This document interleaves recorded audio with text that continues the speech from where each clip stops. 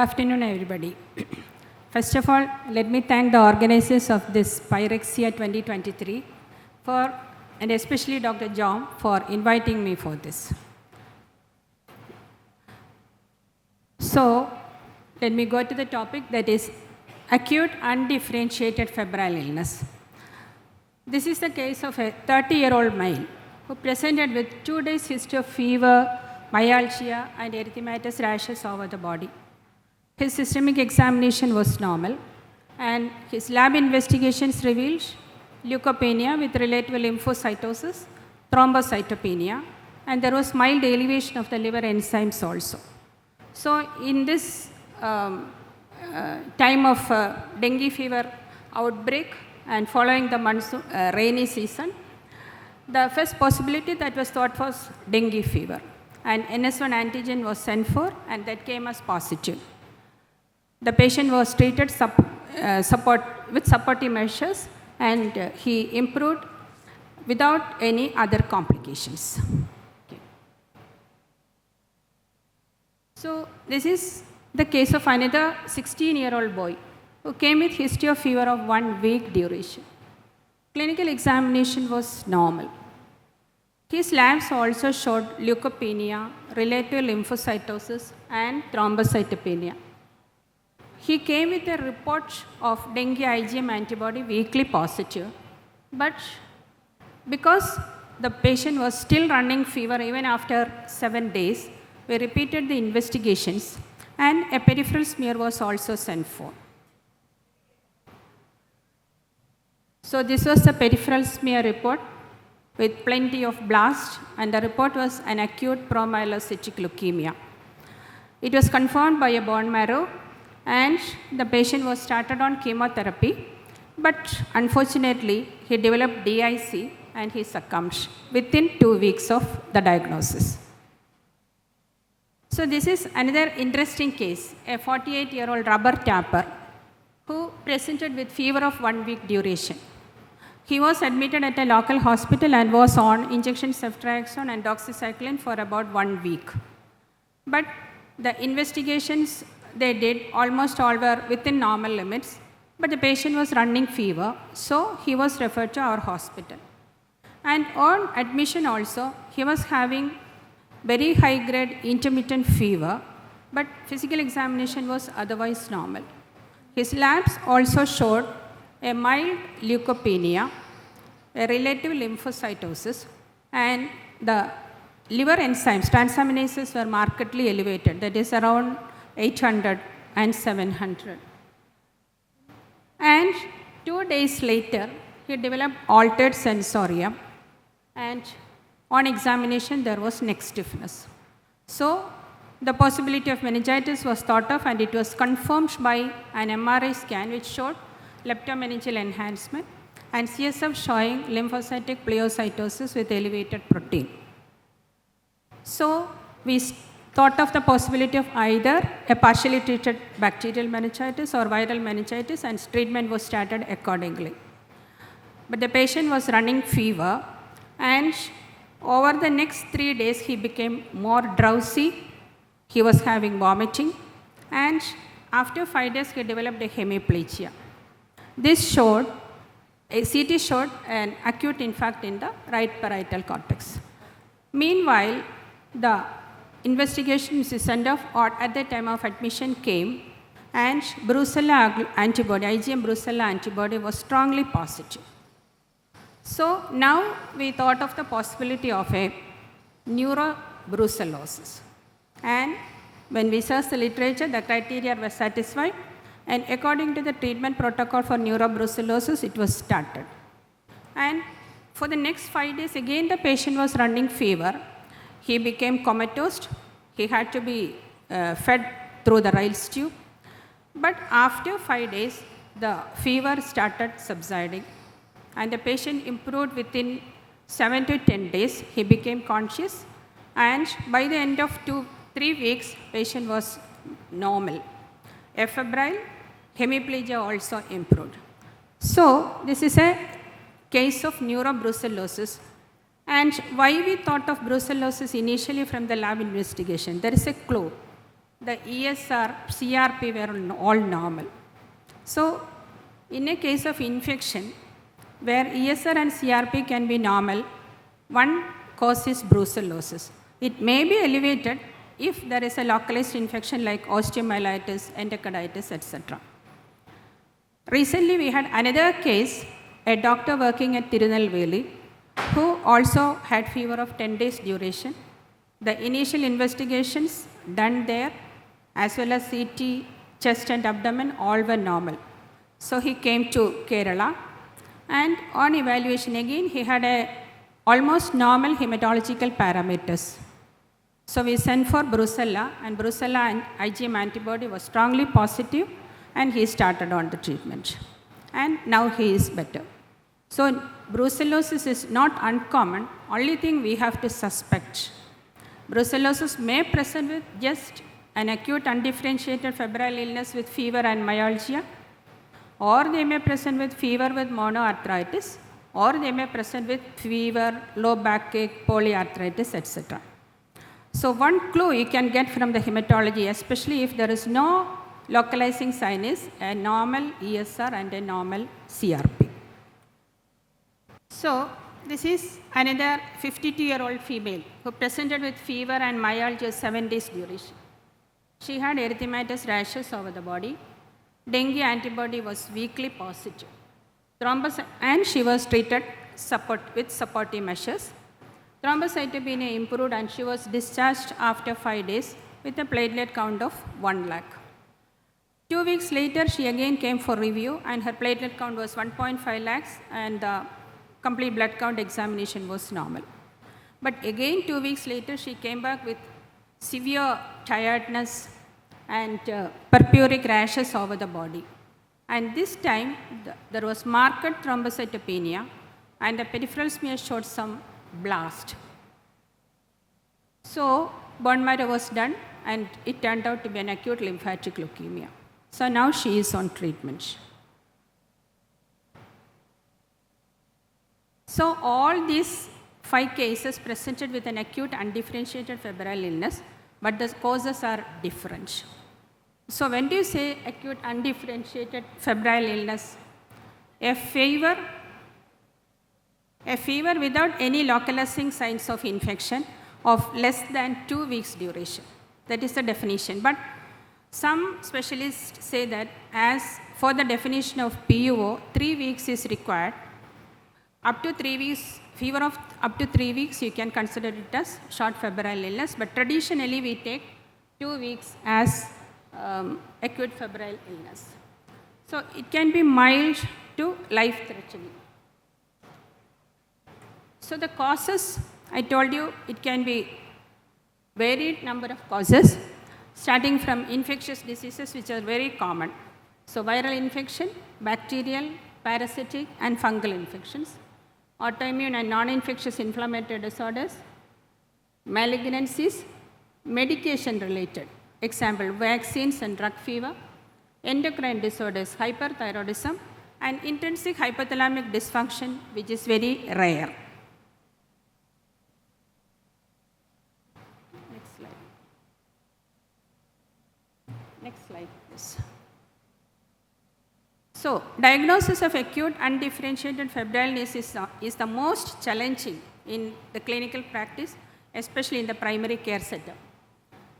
Non-specific symptoms and scarcity of appropriate diagnostic facility often results in irrational use of antibiotics also. It's also important to recognize the red flag signs at the onset itself, because some of the febrile illnesses can deteriorate very rapidly and we may lose the patient. So, to address all this,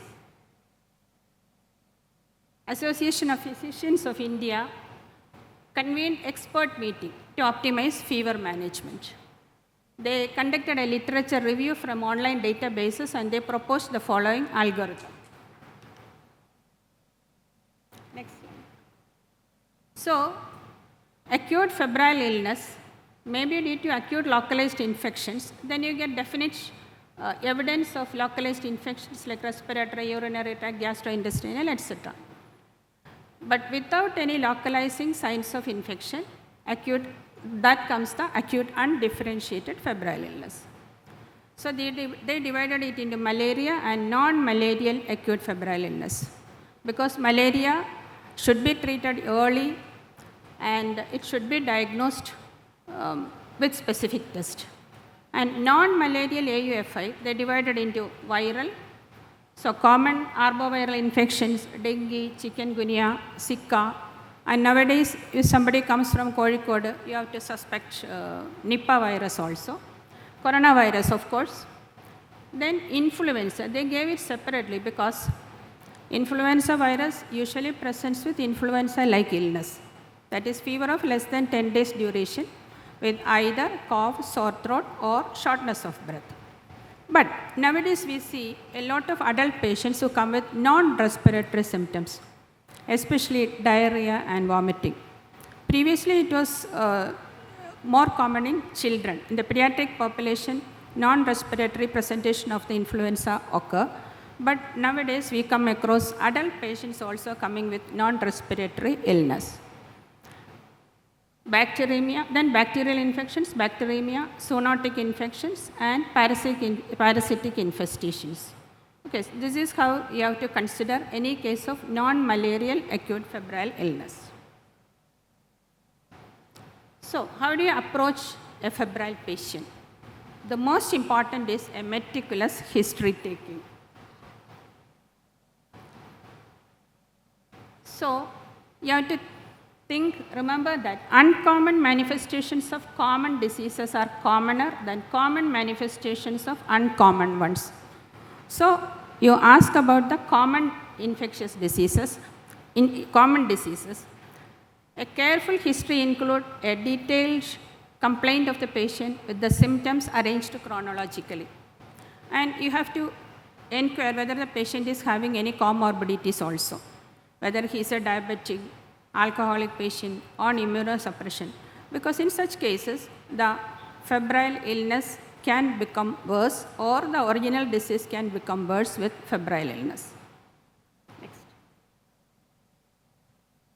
Then you have to specifically ask for the use of drugs in the morning session, post-surgery, post-operative fever.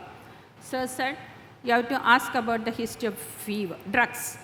Almost all the antibiotics, major antibiotics, penicillin, cephalosporin, sulfonamide, antituberculous agents can produce fever. It can produce fever without any rash or even without eosinophilia. Then anticonvulsants, phenytoin is notorious to produce fever. Of course, you have to ask about the intake of alternate system medicines also. Then you ask about recent surgical and dental procedure where the patient may develop infective endocarditis if the patient was having a heart disease, or any prosthetic material or implanted devices recently done, and you have to look for any infections, evidence of infection there. Next. Then occupational history is very, very important. Exposure to animals, especially when you are suspecting brucellosis, and exposure to infected persons at home.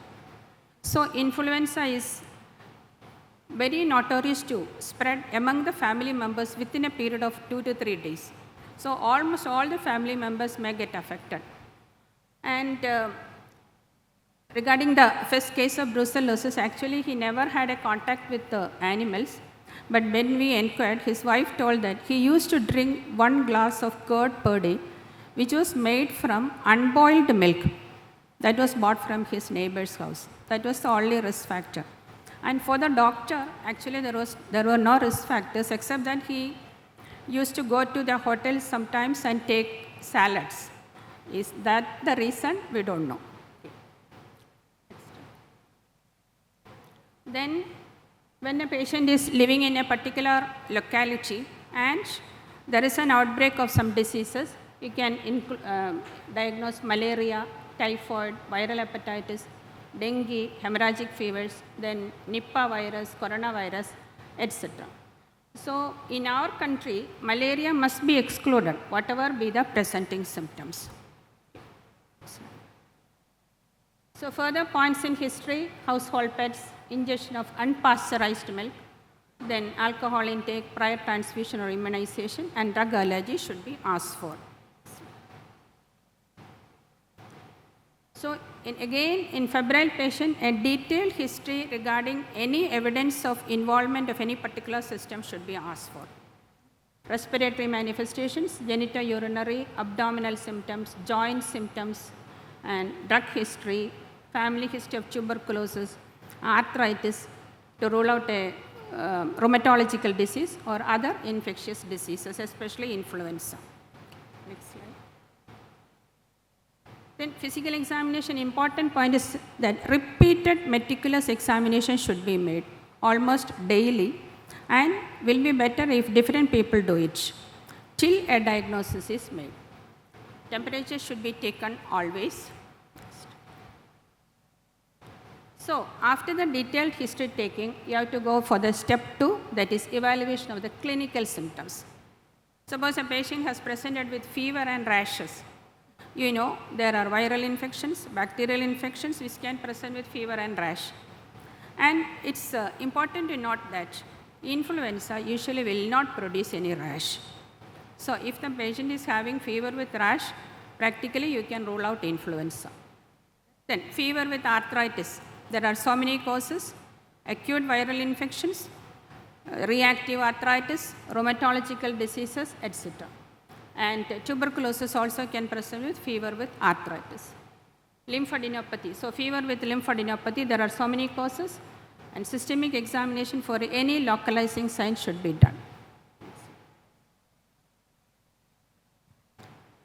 Next slide. Then after the physical examination, you evaluate the clinical features, the patient's history, and assess the severity also. And finally, perform the diagnostic test. So, on physical examination, you have to remember, you have to look for the red flag signs in patients indicating the need for immediate hospitalization, referral, or urgent treatment. So what are they? If the patient is unable to stand, sit, or walk without support, patient is having hyperpyrexia or hypothermia, patient is having shortness of breath, respiratory rate more than 22, or arterial oxygen saturation less than 92% in room air. If the patient is in shock, cold clammy extremities, capillary refill more than 3 seconds. And if he is having altered mental status, convulsions, positive meningeal signs, severe or persistent vomiting, conjunctival or palmar pallor, and jaundice, petechial or purpuric rash, and bleeding from nose, gums, venipuncture sites, hematemesis, or melena. If any of these symptoms are present, even on the first day of fever, the patient has to be admitted. So, how do you approach a patient with short febrile illness? First day of fever, history taking and examination followed by supportive care. But fever more than 3 days, they may need an investigation-based approach. And partially treated fever also, investigation-based approach. First 3 days, usually investigations are not required in a stable patient unless it is definitely indicated.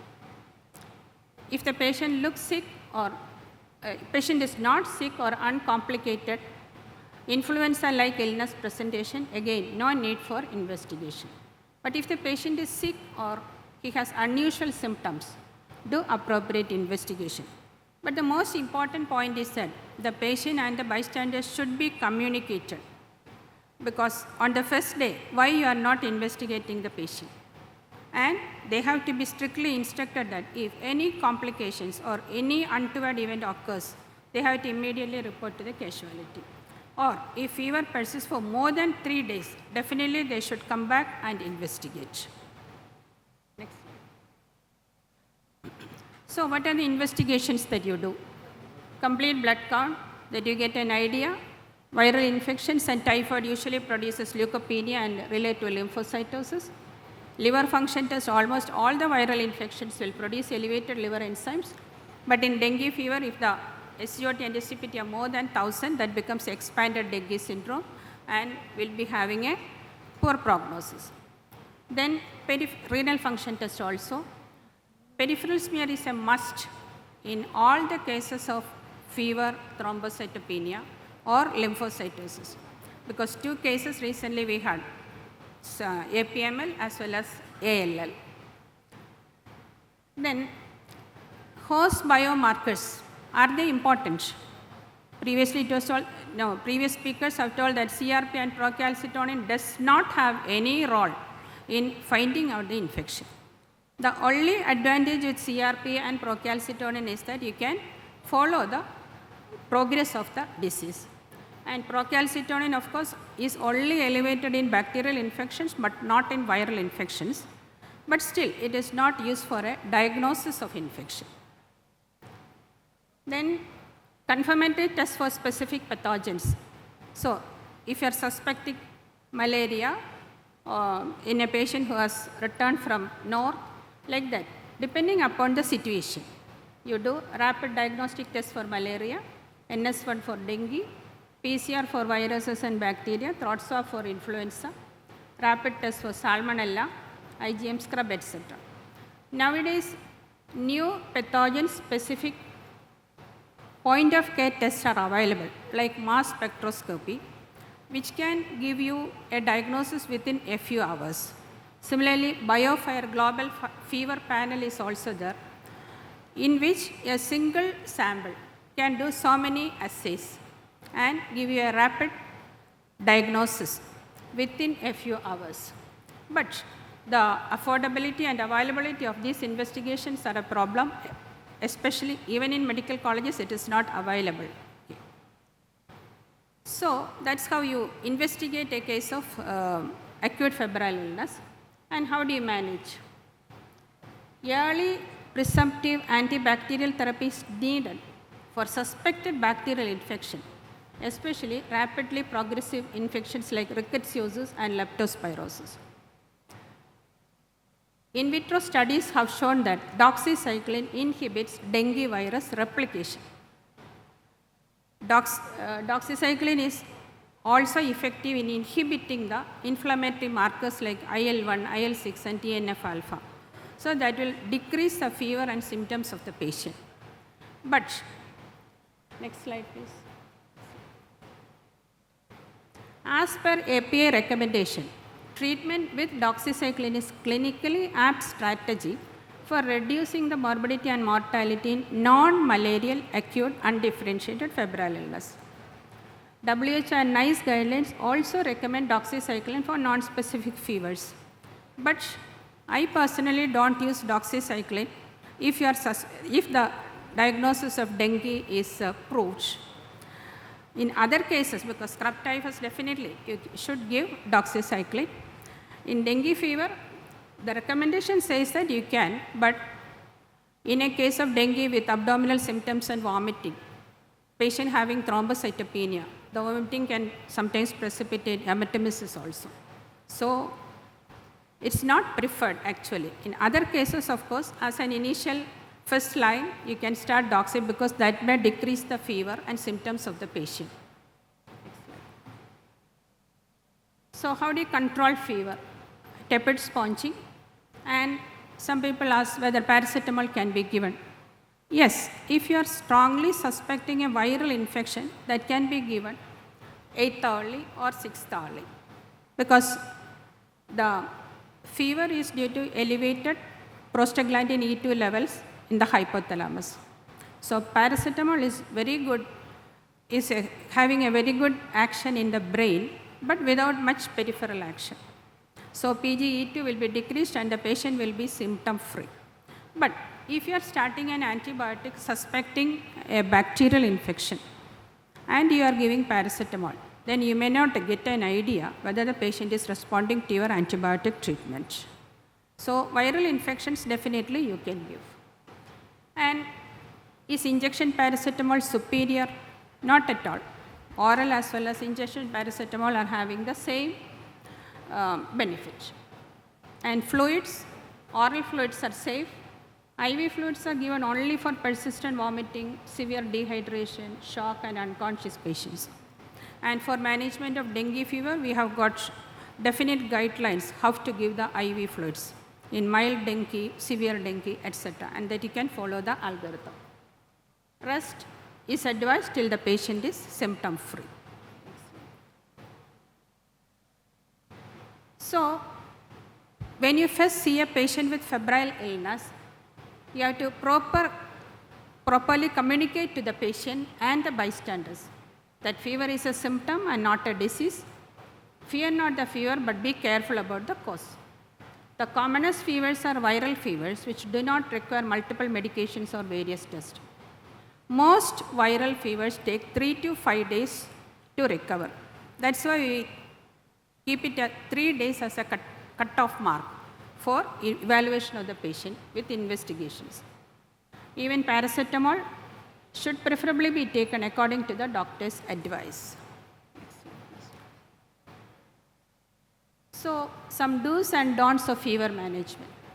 Antibiotics should not be prescribed during strong suspicion of viral fever.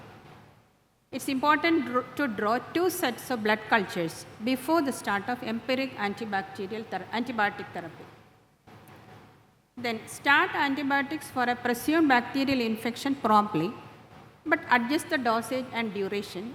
Switch or end antibiotic therapy when results do not support or justify the need to continue. Check the situation within 48 hours based on test results and patient status. Supportive therapy with paracetamol is advisable, accompanied by stepped sponging.